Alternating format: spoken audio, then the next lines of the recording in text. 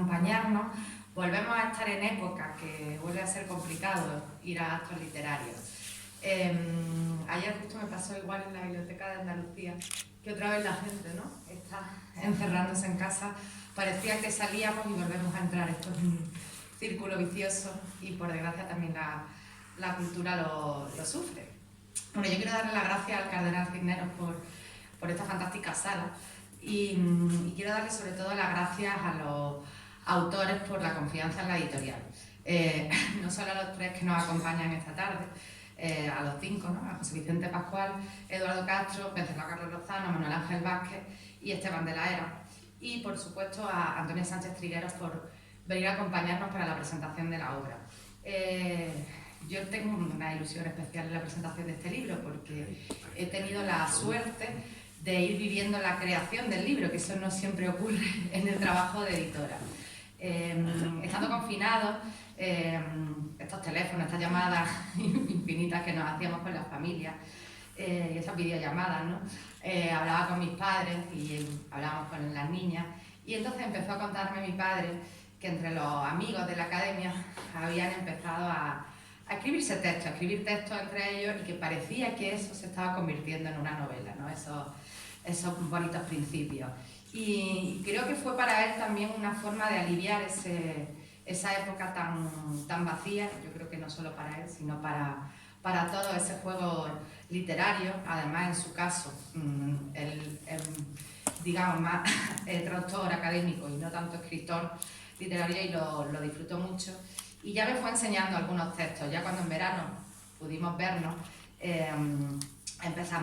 me leyó algunos fragmentos, me fue pasando el texto, y cuando llegó el momento de que el libro estaba preparado, me habló, ¿no?, de que estaban pensando pues, enviarlo a alguna editorial, y como no, yo me ofrecí gustosa a que el libro saliera en Esdrújula.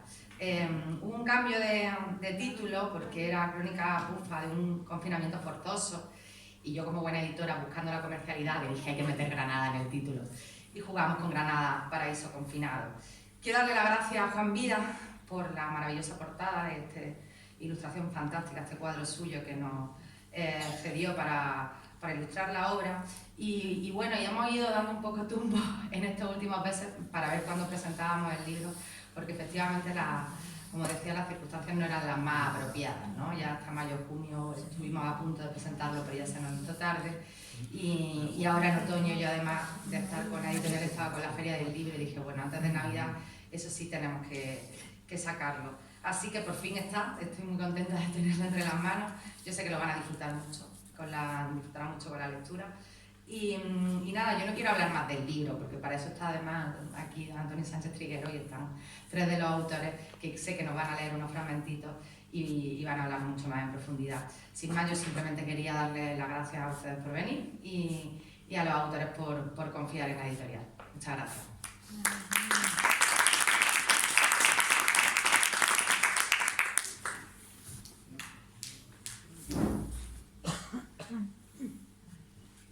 Buenas tardes, amigos. Granada, paraíso confinado.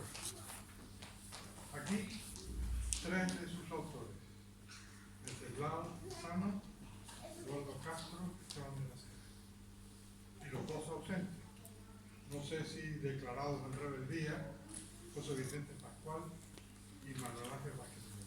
5 compañeros de la Academia de Buenas Letras de Granada. Este es un trabajo narrativo insólito, raro, rarísimo, complejo, lineal, abundante y, lo más importante casi, divertido, muy divertido.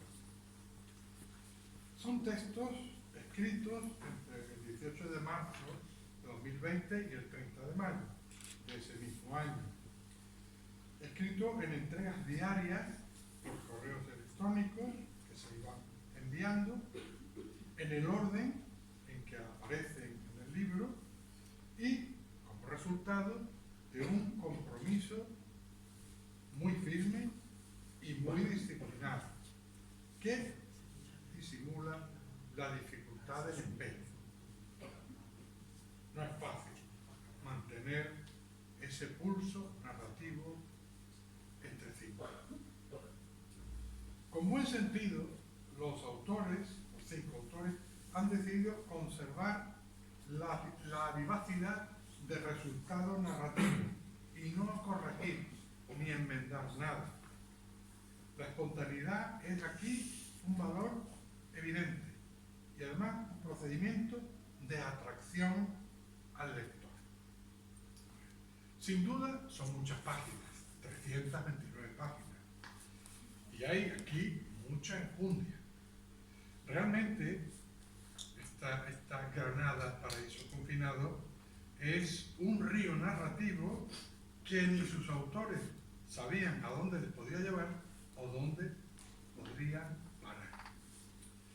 Una narración en la que nadan, unos a favor de la corriente y otros en contra, un sinfín de personajes en situaciones cotidianas normales o disparatadas, cual crea beneficiosos contrastes, tejido con un humor constantemente presente, con su suspense, con su erotismo, con su escatología, con la presencia de historias de la guerra civil, historias de gitanos, clanes de la droga, una conspiración franquista, el asesinato del comandante, que es un punto clave, las sesiones de cine horror y los hackers, todo ello en una línea narrativa de ritmo creciente y continuas sorpresas para el lector, que se ve auténticamente fascinado, así en mi caso, fascinado por el texto.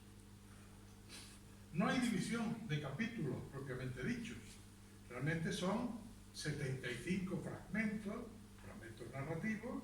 En esta edición van firmados con iniciales al comienzo de cada uno de los fragmentos. Digo en esta edición porque probablemente en otra pues la hagáis desaparecer, pues. Pero a menudo estos 75 fragmentos narrativos a menudo están expresamente enlazados, y bien enlazados, encadenados, ¿no? De forma que constituyen todos el conjunto de una narración en tercera persona, de un narrador omnisciente, pero paradójicamente narradores que van conociendo a sus personajes y enterándose de la situación poco a poco en función de cómo la van creando unos junto a otros. Y ahí nos faltan, claro es, dentro de esta narración de resultado omnisciente, resultado paradójicamente no es así, donde nos faltan comentarios sobre hechos o conductas, donde nos faltan apelaciones al lector, resúmenes para avanzar en la acción, elipsis mínimamente aclaradas, biografías de los personajes para poner al tanto de cada cual en la situación en la que se encuentra, y soliloquio narrativo, más sorprendente quizá el del difunto, el de Mateo el difunto o el boticario, pero hasta podemos llegar, y esto me parece que es un punto de inflexión estilística en el texto, hasta un monólogo interior, un magnífico monólogo interior. O sea, una corriente, el monólogo interior del chino, ¿no?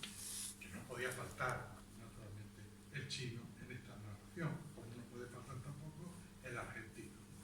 Una corriente, en suma, la del monólogo interior del chino, una corriente de conciencia que, si hago duda, citaré al final.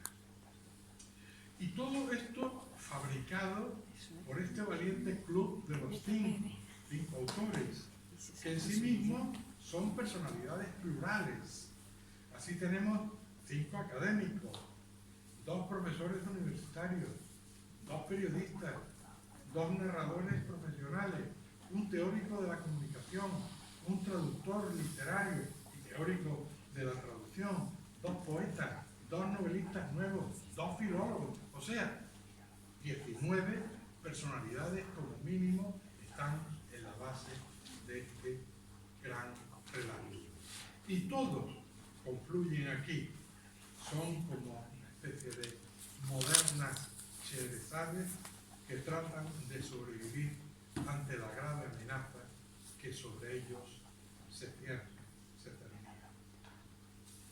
estamos en esta novela en una situación histórica precisa y contemporánea. Se viven aquí las consecuencias inmediatas de la aparición del coronavirus y el confinamiento subsiguiente que nos encerró a todos en nuestras casas. El lugar es Granada ciudad, con muy variados emplazamientos y con libertad de movimiento, carreteras, el cinturón de Granada, domicilios, comisarías, etc. Las Alpujarras, Soportujas, la imaginaria Calicante y la finca, la golondrina como capital serrana del relato. Y en él nos podemos encontrar hasta con un centro espiritual budista. El entramado narrativo de mucha acción está salpicado en abundancia de citas veladas, cultas y populares, desde Garcilaso a las grecas, desde la traducción argentina de un verso de García Montero hasta las, de otra traducción, argentina de un verso de García Montero, hasta las intervenciones en lunfardo porteño del personaje argentino, que no podía faltar aquí, como el chino. Desde la cita de Marco Aurelio en boca de un filósofo municipal, bien dicho, en boca de un municipal filósofo, un guardia municipal filósofo, desde ahí, de esa cita de Marco Aurelio, a los párrafos del diario de Pilar Primo de Rivera. Y claro, es Cervantes, ¿no? Todos los cinco demuestran su carácter cervantino en sus pulsos narrativos. Y todo ello, como corresponde a autores, los cinco, de alta cultura y sabios también de la cultura popular. Bueno, y los personajes. Los personajes forman un censo numeroso de lo más pintoresco. En algún momento quizás habrá que hacer un censo final de personajes para otras ediciones, como se hizo en su momento, por ejemplo, con la colmena, etc. Ahí tenemos el primer personaje, aparece en el primer fragmento, en el primer párrafo, el notario. Yo tengo una especial predilección por los notarios en la literatura y en el arte, y hay dos citas, digamos, literarias o artísticas de notarios que provocan siempre mi satisfacción y mi gozo, que es el verso aquel de Neruda, ¿se recuerdan ustedes? En Residencia en la Tierra, el poema Working Around, ese que empieza, sucede, que me canso de ser hombre, etc., y que aproximadamente a mitad del poema dice, sin embargo, sería delicioso asustar a un notario con un lirio cortado o dar muerte a una monja con un golpe de oreja, ¿no? Son dos versos realmente muy sugestivos para llevarlos a la acción, ¿no? Asustar a un notario con un lirio cortado. Este se asusta, pero por algo más que un lirio, ¿no? Personaje realmente genial, además que representa perfectamente siempre el estatus, ¿no? Bueno, el notario, digo, su amante Luisa Roberta, el sobrino del notario, la sobrina del notario, que menudo vendó, la hermana del notario, el marido, el comandante, el cura director de la residencia, el taxista, el chino de Almería, el municipal de La Carrón, la mujer del municipal que le pone los cuernos con el chino, el Lucas y la tía Anica, y el fantasma del marido de la tía Anica, que incluso interviene en algún momento en la novela, como he dicho antes, con un soliloquio, su hermano, el hermano de la tía Anica, el Marica, los guardias civiles, la Aurori, que es la echadora de cartas, la ama del cura, la Tali, Santos del franquista, que menudo el personaje, el tabernero, hasta el Papa del Palmar, aparece Casimiro el espía, el general oculto, el general que en principio está ahí, no se sabe si llevando adelante la conspiración o controlándola, la hippie catalana, para acabar al final implicando la narración a los propios narradores de la historia, a los propios cinco narradores de la historia. Y, por cierto, acabo yo también en algún momento implicado e introducido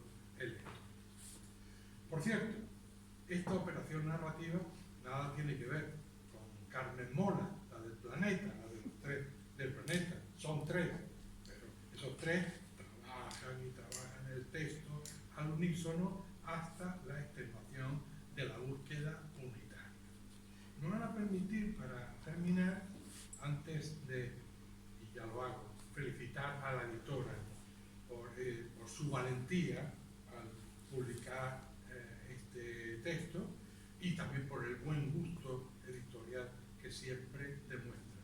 Pero para terminar quisiera hacer un brevísimo análisis del primer fragmento. El primer fragmento son 10 líneas. En esas 10 líneas, donde muestra, en fin, el carácter de profesional, narrativo, que sabe cómo hay que comenzar un texto, son 10 líneas, pero en esas 10 líneas aparecen ya así como 12 personajes. Algunos claramente identificados, como el notario, como es la viuda de Juanín, que es el dueño del perro. Al principio aparece el perro de Juanín, es después cuando nos enteramos al final que Juanín ha muerto y por lo tanto la que aparece es la viuda, que va a ser la amante del notario, pero es que además aparece ahí el conductor del camión de Puleva y aparecen 7 personajes reunidos no se sabe todavía dónde, pero que están ya anunciados como personajes que van a aparecer en el relato y se van a identificar. Quiere decir, en unos párrafos, 10 líneas, una cosa tan concisa, ya aparecen un buen número de personajes, y de personajes importantes en la narración, sobre todo el notario y su amante. Bien, pero no solo eso, es que en esas estrictas 10 líneas hay toda una serie de puntualizaciones negativas, una serie de sustantivos negativos que van a anunciar ya, o sea, que van a poner en vilo al lector sobre, en fin, lo que va a empezar a ocurrir en la novela. Quiere decir, ya se nos demuestra que va a haber, hay mucho movimiento en lo que se refiere y mucho conflicto, porque fíjense, aparece el perro muerto, un perro además aplastado. Aparece el conductor de Puleva, pero ese conductor además está con fiebre de cuarentena. Eso provoca el desánimo de esos 7 personajes que después van a ser suficiente y largamente desarrollados. Desánimo. Después aparece el notario, que, vamos, no puede decir más, no puede enlazar una frase más negativa con gimió un lamento sombrío de triste claudicación. No puede ser más expresivo negativamente. Y ya después, el propio notario dice, no estamos seguros. Y dice la que va a ser su amante, ni aquí ni en ninguna parte, ¿no? Y al final, bueno, queda esa imagen, bueno, nos enteramos de que Juanín realmente, el dueño del perro, ha muerto, porque ya se nos dice viuda del pobre Juanín, y desde aquella mañana dueña del pobre perro Planchetá. Es decir, toda una situación que está marcada por lo negativo, por la negatividad, los sustantivos y en la propia elección de lo que es cada una de las palabras relativas a cualquiera de estos personajes. De modo que yo creo que esto es una buena muestra de cómo es el buen empezar de una novela, y eso quizás explica que con tanta claridad los otros intervinientes, otros narradores, hayan seguido animados, bien animados, por ese camino que empezaba de una manera tan clara, tan precisa, tan breve y con tanta fuerza como en este caso. Si acaso, después, a mí me gustaría leer algo, pero en fin, eso ya como ellos van a leer también, pues una página por lo menos del célebre monólogo del chino, el monólogo interior del chino, que merece la pena como buen ejercicio narrativo. Vale, muchas gracias, felicidades y enhorabuena.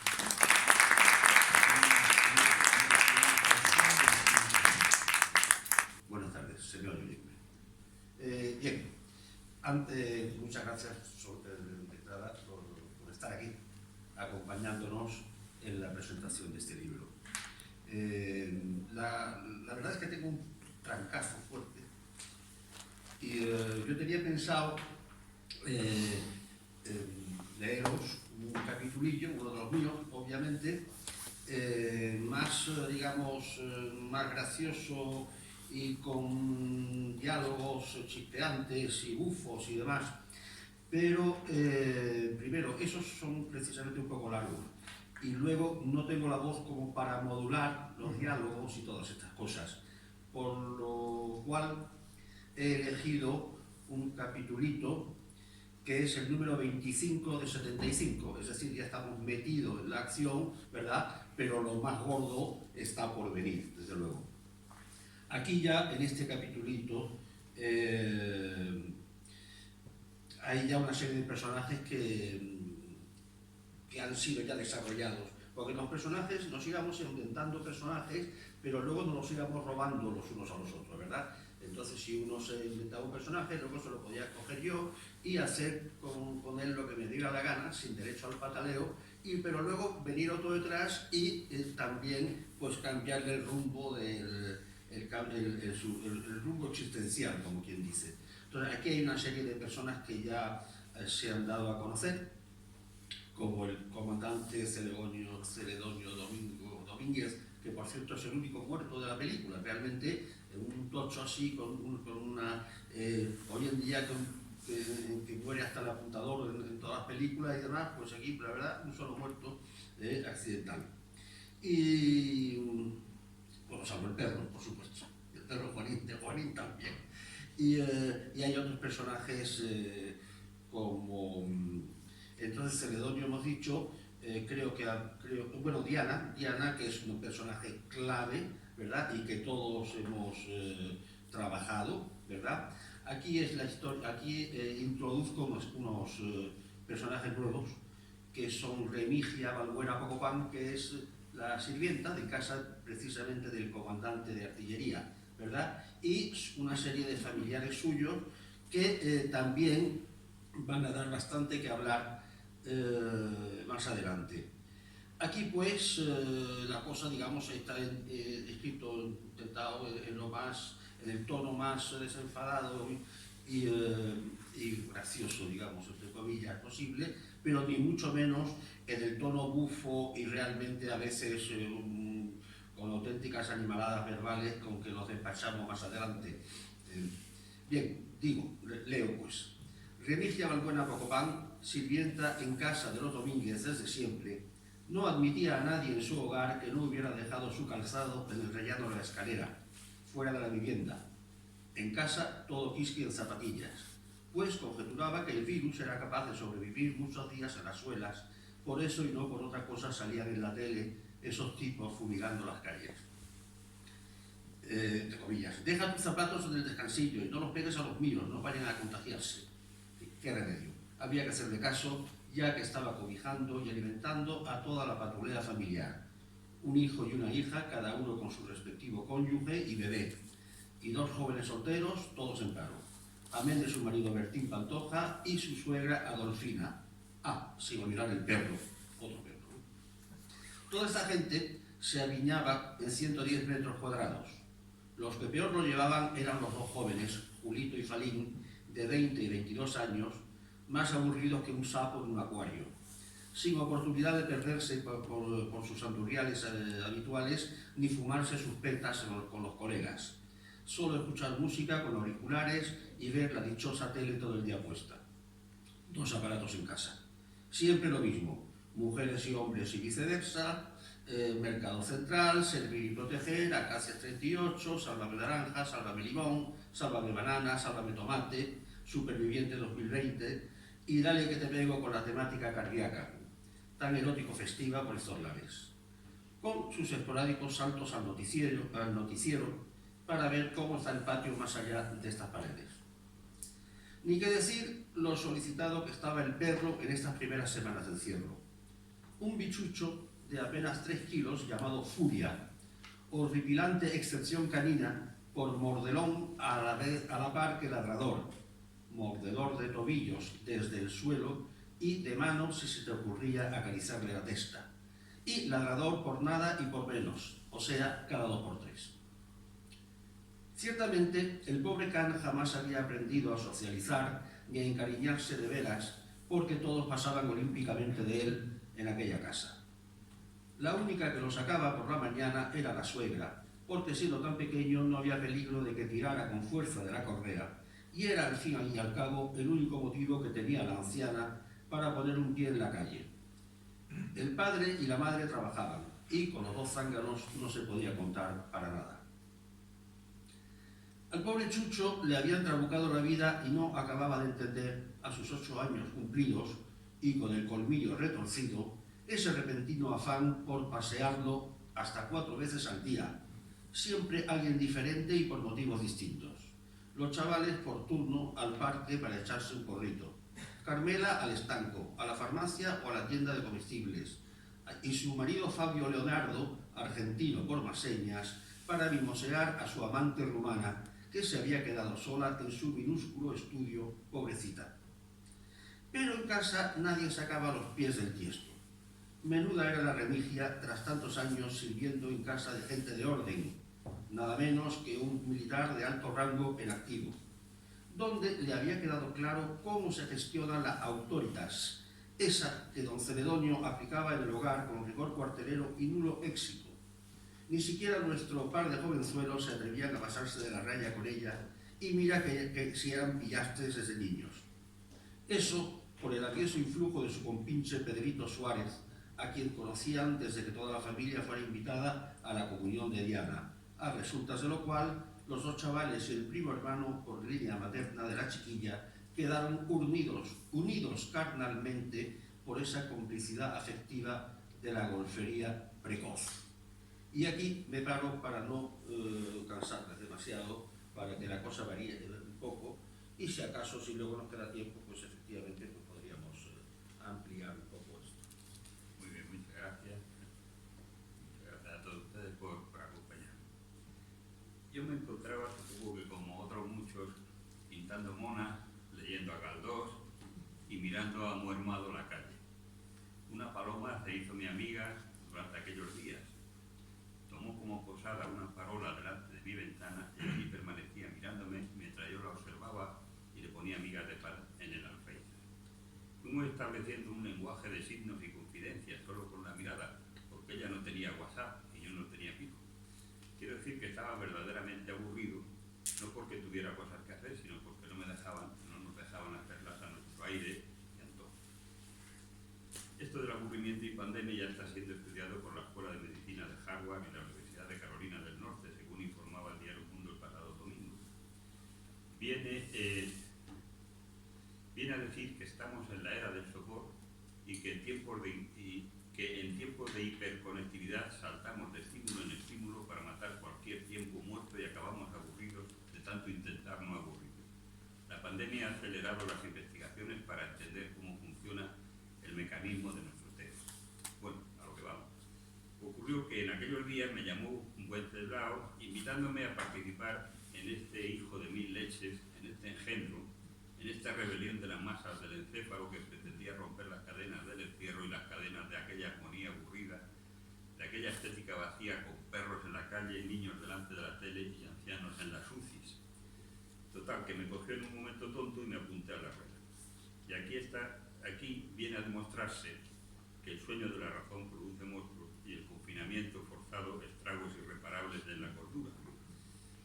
Esta eclosión de agujeros negros y rechiflas que ahora presentamos la concebí primero como un entretenimiento y luego como una rebeldía o un desahogo para soportar las interminables jornadas de encierro que únicamente tenían el aliciente de aplaudir unos minutos desde el balcón, mientras a quienes no teníamos perro nos castigaban el resto del día con las apariciones del doctor Sánchez a la hora del almuerzo y las del licenciado Simón por la tarde-noche, acompañado de 3 o 4 uniformados con estrellas que formaban una especie de guardia de corps del comité invisible que velaba por nuestra salud. ¿Quién podía resistirse a soltar toda la bilis que se le iba acumulando en el cuerpo ante aquel paisaje sin horizonte, aquellos bandazos en la toma de decisiones, aquella falta de criterio sanitario en que habíamos caído? Como ya se ha dicho aquí, y si no lo digo ahora, aquello fue una válvula de escape bendecida por el destino, una maroma a la que agarrarse para liberar adrenalina y no maldecir al chino que se preparó el sopicaldo con murciélago o pangolín, o a quien fuera que fuese el puñetero que puso en libertad el virus. Y por eso comencé a escribir. Lo que no podía saber en aquel momento es que mis malvados compañeros iban a decidir al final de esta tediosa escapada mental dar a la imprenta todas las gamberradas que fueron plasmándose en el papel como entretenimiento y jolgorio para pocos, pero que puede devenir en aljaba de dardos para muchos. Esas armas afiladas que en esta caídita ciudad usarán los guardianes de las esencias como munición para ponernos cual digan huellas. De haberlo sabido, las letras que aporté hubieran sido escritas quizá de forma más aseada y conforme al debido decoro para que esta criatura a la que hoy bautizamos no mostrara tanta verruga, tanto pelo duro y tanto descomedimiento. Pero en fin, a lo hecho pecho, no temo ni la crítica despiadada ni las ofensas gratuitas que podrían venir junto con algunos plácemes y risas compartidas. Solo digo que este libro podrá servir, entre otras cosas, para dejar constancia de dónde puede refugiarse el hombre cuando es privado de libertad. Y ya voy a leer también un poquito de un capítulo, la página 183. Bueno, el capítulo empieza en el 81, pero arrancamos desde el 83, que si no es muy largo. Cuando unos años atrás le subieron el alquiler de la droguería, estaba hablando a Aurori, que es la echadora de cartas. Buscó otro local y puso la peluquería canina, que tuvo que cerrar después de que su hijo dejara ciego a un forterrir de pelo duro al lavarle la cara con un chorreón de Fairy. Hubo demanda y multa, pero no se arrugó. Pagó, cerró el negocio y abrió su consulta de echadora de cartas y calentona de almas cándidas. Coincidió aquello con la crisis del recordado Pepe Luis Rodríguez Zapatero. Aurori nadaba en la abundancia, pues ya se sabe que la angustia hace que crezcan los crédulos como grelos en otoño o piojos en los cuarteles. Tenía lista de espera. Aquello le ganaba un pastizal, no por sus dotes adivinatorias, sino porque su clientela era mayormente de hombres de mediana edad que no encontraban acomodo en la empresa, ni sentido a la vida, ni futuro en el matrimonio. La mayoría carecía de amigos. Y esto era una masa a la que Aurori sabía echarle levadura y ponerle caliente y esponjosa. Ante el cliente novato, con la habitación en penumbra, aparecía la hembra poderosa y bien plantada, con una blusa escotada hasta medio canalillo y con el primer botón amenazando con dispararse sobre los ojos del visitante. Echaba las cartas y propiciaba insinuaciones siempre con una sonrisa y una voz melosa que dejaba al pagano con los ojos en blanco y la mente obturada por el botón de la blusa. Las velas de perfume encendidas y el penetrante aroma de milurgia, la fragancia de la mujer madura desde el siglo pasado, contribuían al embobamiento de la víctima, que pagaba religiosamente sin haberse enterado de cuál iba a ser su futuro, por lo cual volvía a pedir cita con el propósito de estar más pendiente de la parla que de la teta. Repetía turno y picaba de nuevo, porque cuando se trataba de alumnos repetidores, la pitonisa aparecía más provocadora y más sonriente, por lo que el discente seguía sin poner atención, girando los ojos hacia el fondo del canalillo. El pasguato ya estaba a partir de ese momento en la lista de pagadores fijos. Aquello duró lo que duró hasta la aparición de la maldita COVID, que le había privado de sus ingresos. Para colmo, al niño tonto lo habían despedido de la funeraria ahora que había más trabajo que nunca.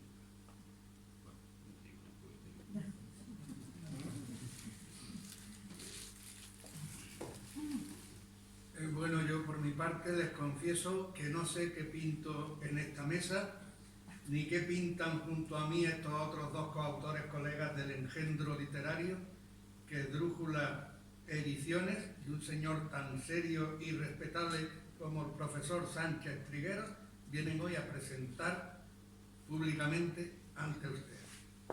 Porque se supone que quien tenía que estar aquí es el verdadero autor del libro, cuyo nombre, y no el de los 5 que ahora figuramos, no en la portada, sino en una de las páginas interiores, no es otro que el de Carmela Molona.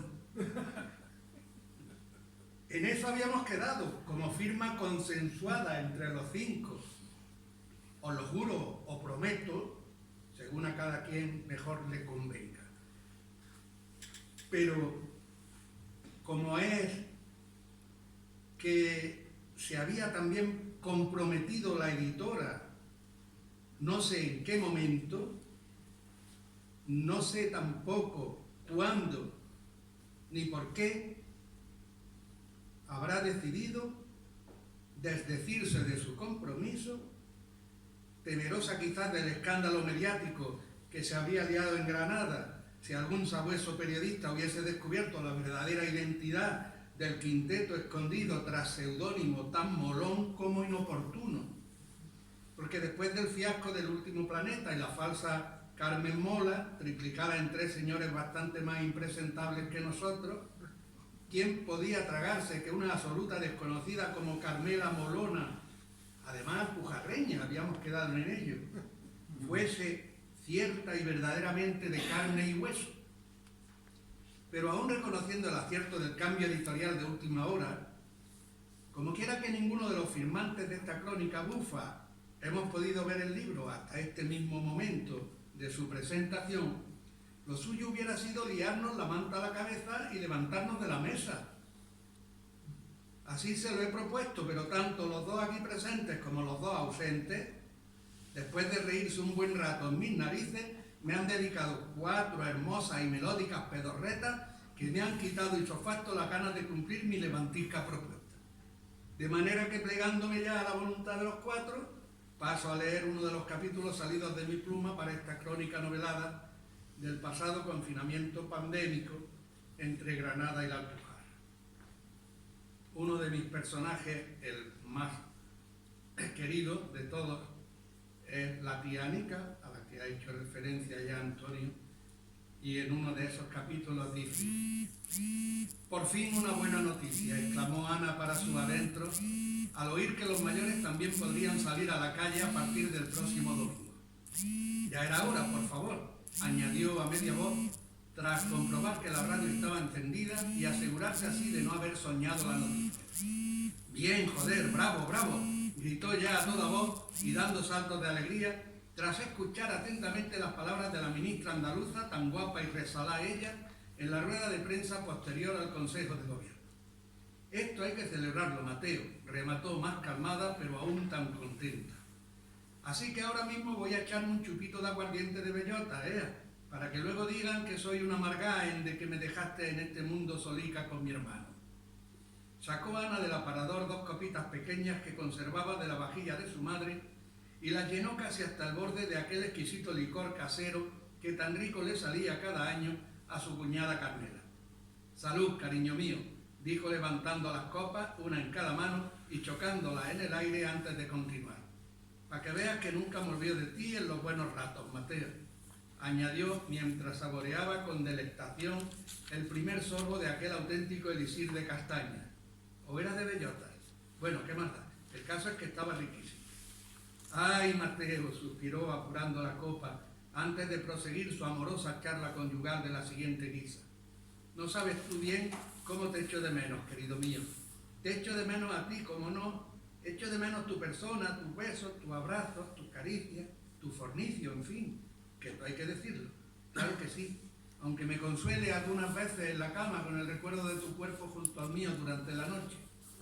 Pero lo que más echo de menos son otras cosas, Mateo. Por ejemplo, las historias que me contabas o los libros que traías de Granada cuando bajabas para cualquier cosa a la capital, o los cuentos que me leías a veces mientras yo trajinaba en la cocina preparando la comida. Si supieras cuánto me acordé de ti el otro día viendo tanta gente en la tele celebrando el Día del Libro. En esta casa el año tiene 365 días del libro», decía siempre el 23 de abril cuando daban la noticia en el telediario de mediodía. «Aquí todos los días son el Día del Libro, a ver si os enteráis de una puñetera vez», repetía luego con el telediario de la noche. Claro que este año habrías tenido que añadir un día más al ser bisiesto.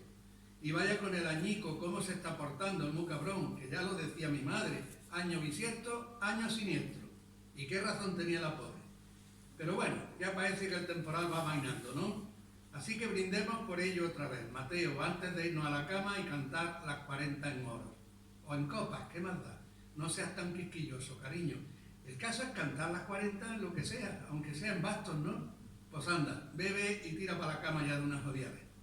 De manera que la tía Nica, viuda de Mateo Martín y hermana de Antoñito Celabre, se acostó esa noche abrazada al ánima de su exmarido, intentando inútilmente hacer el amor. El licor trasegado estaba riquísimo, pero tenía demasiados grados, todo hay que decirlo. Así que se durmió enseguida, comenzando casi de inmediato a soñar con salir a la calle el próximo domingo, o el lunes, da igual, sin miedo a ser descubierta y sancionada por los civiles o los municipales, que más da. El caso es que saldrá por fin de su casa y verá de nuevo a los vecinos y a los niños del pueblo, a los pocos que hay, para qué engañarnos, corriendo y brincando por las calles y los trinaos, jugando y chillando como locos, acordándose apenas ya de los días pasados de encierro en los que no se atrevieron a escaparse ni una sola vez por miedo al bicho ese que ha venido a cambiarnos la vida para siempre.